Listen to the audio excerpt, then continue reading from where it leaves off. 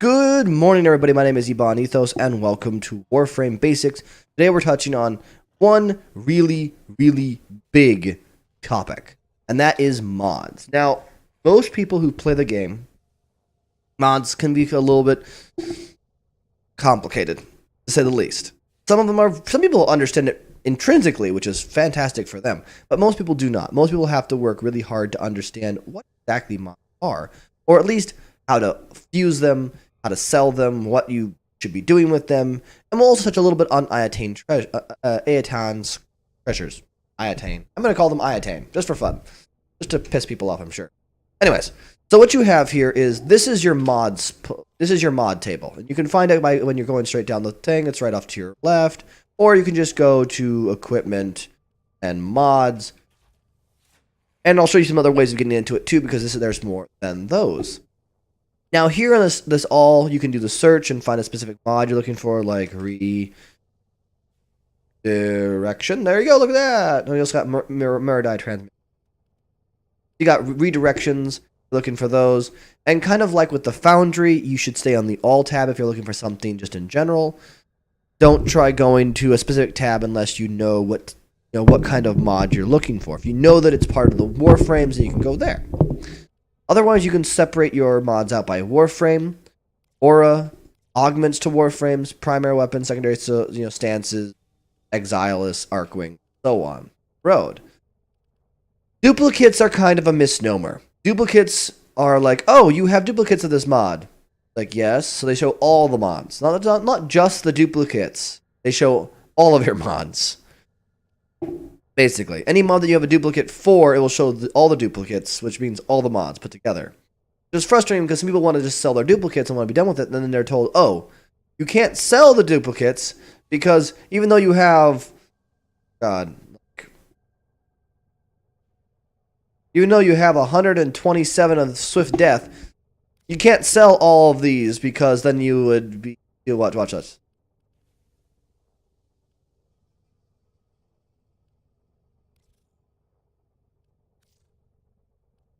Usually it tells me I have to save one of them because it's an ability mod and you can't sell it. They must have changed that at some point.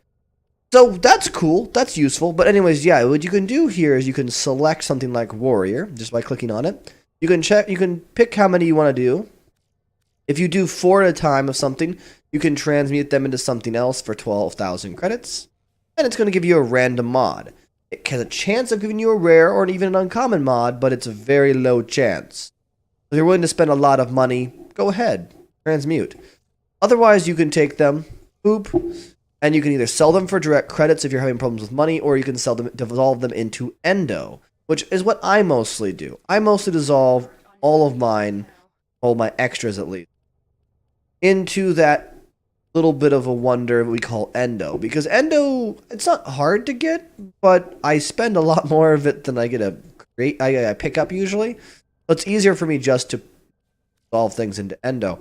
Like this is probably 214 mods. That's usually about 2 runs or 2 rotations in a survival mission for some of the higher end ones. Not super useful, but kind of like collecting every penny and putting it in a piggy bank. Eventually it starts to really add up. So, like that, see, like that. Especially since there are some mods. Like, let's look at a basic mod. Let's look at Fletchet. Fletchet is a shotgun mod, 5% additional puncture. So when you click on that and you don't have anything else click, you can fuse it. And fusion allows you to just directly go, oh, I want to make this level 5. You do that, it will show you how much the drain's going to be, its percentage. It won't work, so it won't be able to tell you too much about the ability mods, the augments. And then it'll also show you the endo cost and the credit cost. And as you can see, it's not that great. It's not that, not all entirely great. It's not that expensive. It's really nice and easy to have. And you're like, oh, cool, I'll do that. And then you go to mods like Bleeding Edge. Bleeding Edge is, as you can see, it's an Arcwing mod, but it has 10 levels. So as I go up those levels, To get to the max, it requires 500,000 credits and 10,000 endo. Now, granted, I don't use Arcwing enough to really make this worth time, so it's like, useful. But people do like things like redirection. There is metal fibers, another one people like. And vitality. Let's say there's redirection. The redirection, because I can get like 400. Now, if I'm only doing one level, see, it's still not that bad. It's like only 5,000 endo and 47,000. So this just goes to show you what one rank costs as it gets up there. Is pretty intense. Now, these are still common mods. So each rank of mods that you go up actually does get a little bit more expensive. And when I say a little bit, I can mean like quite a bit more. So Serration, for example, going from unranked to fully ranked, 20,000, nearly 1,000,000. So that's almost twice. That's a little bit more than twice as much for endo, and a little under is twice as much for credits to max out this uncommon mod. Now, granted, 165% extra damage is pretty useful.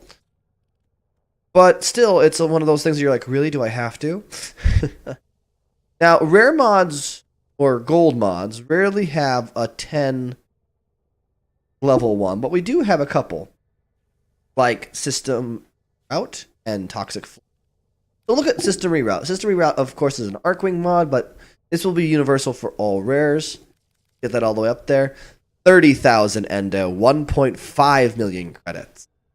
So once again, you're looking at a pretty much an extra 50% increase there. It's not triple. Well, it's triple, you know, a common mod going up, but it's not double what a rare, uncommon mod is looking. So it's still quite a bit, and this really doesn't give you. It doesn't look like it gives you a whole bunch of stuff. Trust me, for Arcwing, that's a whole bunch of power. Then you're like, okay, so there can't be anything possibly higher than that, is there? Yes. You have 4 different ranks, 4 different levels of rarity in mods. You have your common, your uncommon, rare, and your primed. Primed are annoying. If I want to fully level out a primed, it's 40,000 and just under 2 million. Then you might go, oh, well, that's not quite as bad as I'm expecting. It's under, you know, it's almost only a little bit more than a rare. Yep, for credits. It's another 10,000 endo above what a rare mod requires. But now going to 275% energy compared to a normal flow. Normal flows are quite a bit under that. Flow. So normal goes up to 50%. So 150% to somewhere well over almost 300%.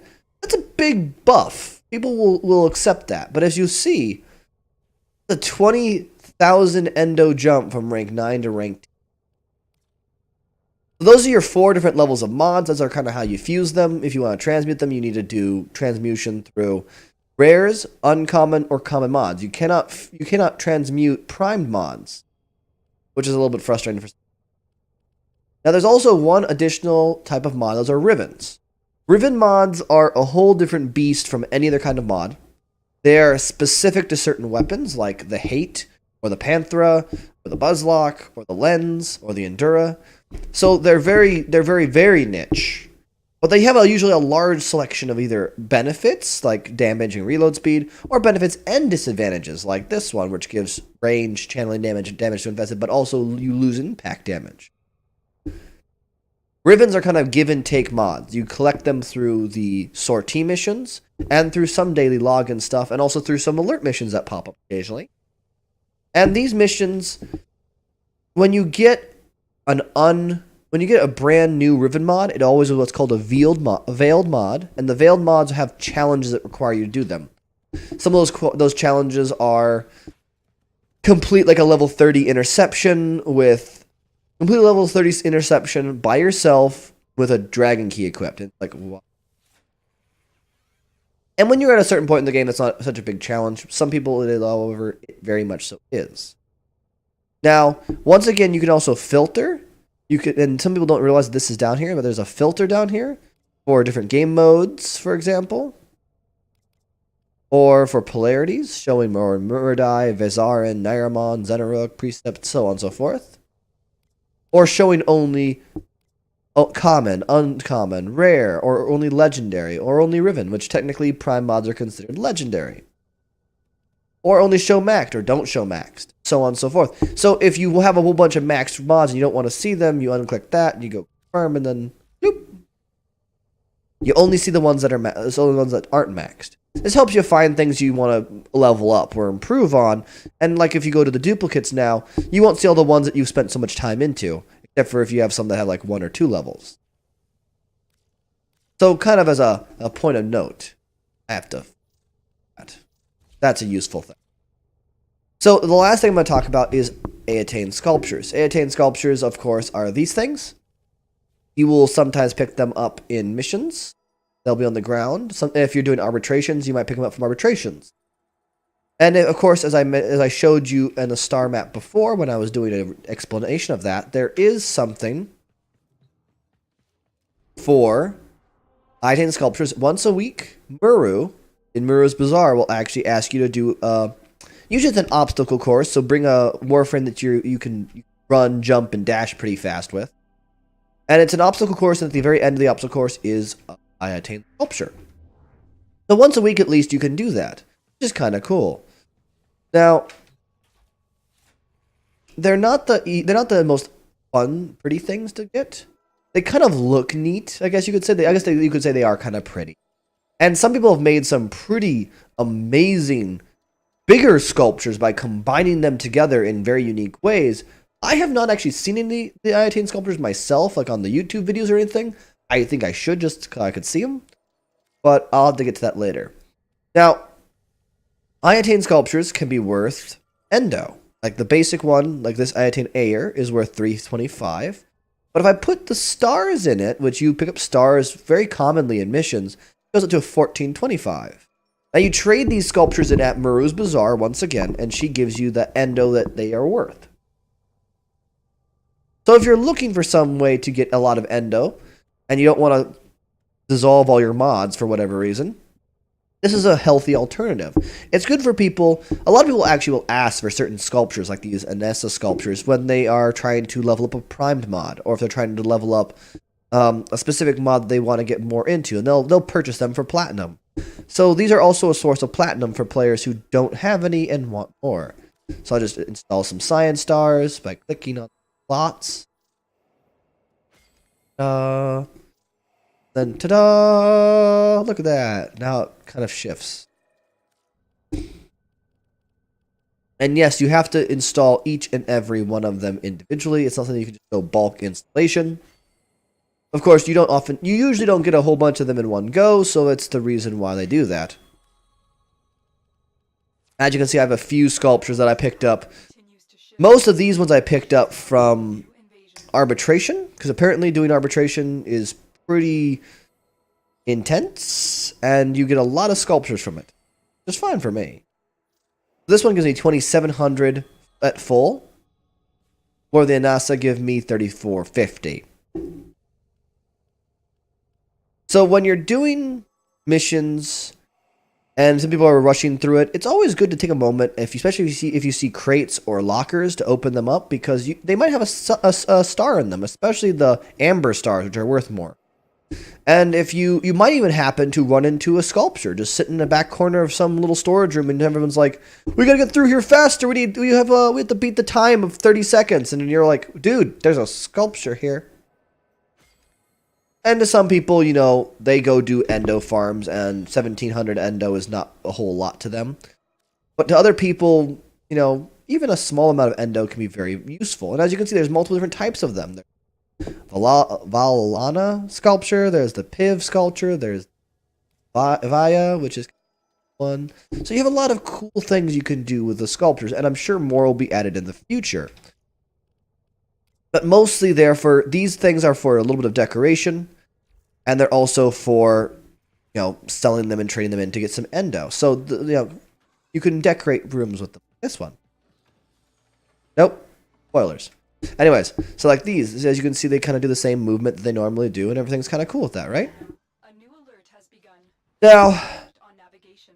That's pretty much everything when it comes to mods. Now, there are some ways that you can get. There are some mods that you can't get from the star map. They have to pick them up through just transmutation, or you have to pick them up through wonderful syndicates. Each of these different syndicates have their own selection of mods to give you. Some of them overlap, but some of them are specific to only a couple different pairings. So you're going to have to go either trade with some people for certain ones, or you're going to have to just suck it up and deal. So thank you for so everybody, if you've enjoyed watching this video, please like, comment, or subscribe. If you didn't like the video, please leave a comment in the comment section. Let me know what I've done wrong. As a quick recap, because I realized I didn't have done one of those yet, mods, 4 of them you can transmute. Otherwise, click 1 by itself and you can fuse it to a higher rank. Commons are the cheapest to upgrade. Uncommons more expensive. Rares more expensive. Legendaries the most expensive besides Rivens. Rivens you pick up through end game content. You won't have to worry about it right now. Legendaries you pick up from Baro Katir, the Void Trader, so don't worry about him. Unless you see Barrow, and then you're like, hey, I want to go to Barrow. Barrow costs a little bit of some stuff that you don't have yet. And beyond that, rare mods, common mods, and uncommon mods all drop from me. So you can feel free to use them as you wish. If you have any damage mods, get rid of them. That's the basic recap I can give you. So once again, if you've liked this video, like, comment, or subscribe. If you haven't liked it, leave me a comment in the comment section. Tell me why. I like to improve myself. And until next time, thank you everybody so much for watching. Great week.